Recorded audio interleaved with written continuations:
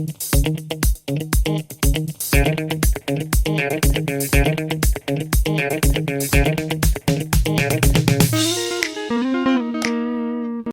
welcome. Happy to see you again. I hope you're happy to see me again. If you never saw me before, then hi, welcome. I hope that the answers provided here help you somehow. If they do, feel free to like, subscribe, ring the bell, and yeah, that would really help me and my family. See you then, bye bye.